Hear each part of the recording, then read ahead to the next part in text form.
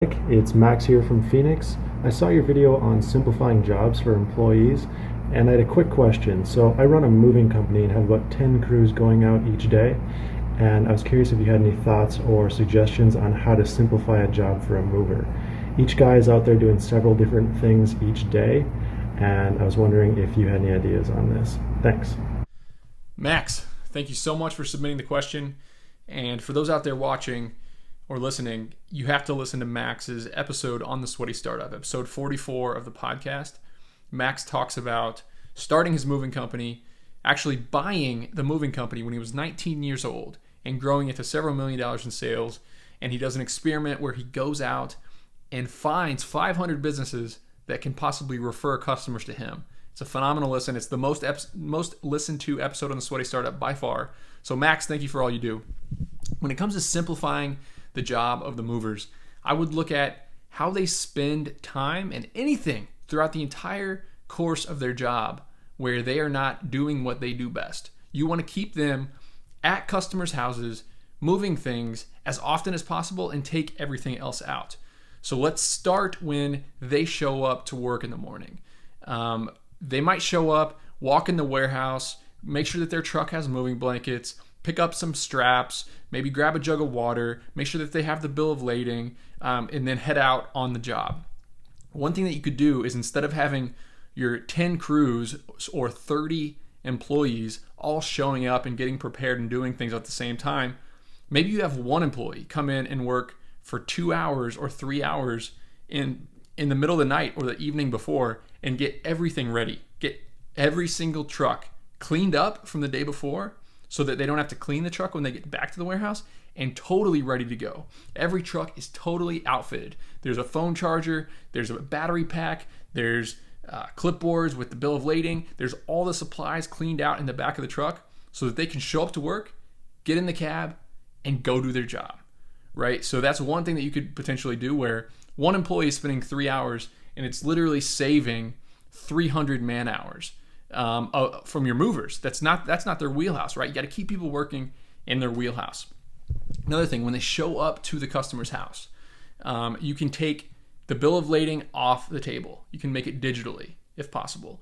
You can taking cash, taking payment for the moves, take that off the table. Like do the credit card payment online automatically, or have somebody in your office specialize in doing that.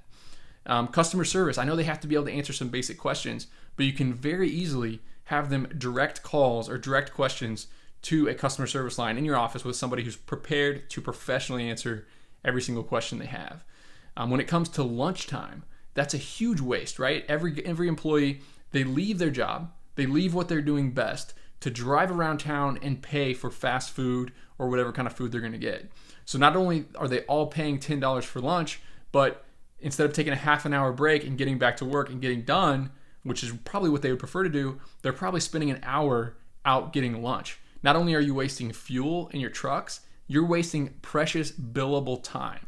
So what I would do is get a caterer to drop off cold cut sandwiches every morning, 30 of them, one for every single employee, and put a bunch of Cliff Bars and a cooler and have everything ready for them to never leave that truck all day. I mean, they can still take breaks, they can still do what they need to do, but they can save money, right? It'll probably cost you $6 per employee to feed them all day, where they're paying $10 or $12 to get food when they're out on the job. So that's a big savings there, but the time is massive, right? 30 minutes saved among 30 employees in one day.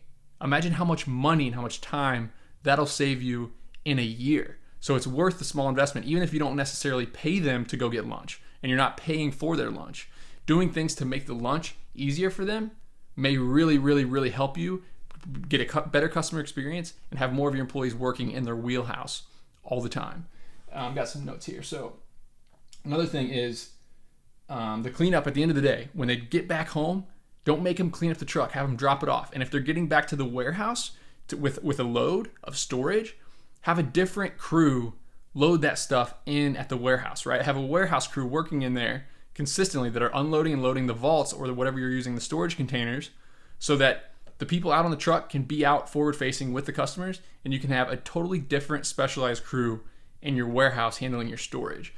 You can have your crews specialize. You can have one crew do almost all commercial moves so that the big stuff they know how to do. You can have another crew focus on high-end luxury housing, and that's your best crew, and that's what they focus on. Another one does single one-bedroom apartments, and they drive around a smaller truck.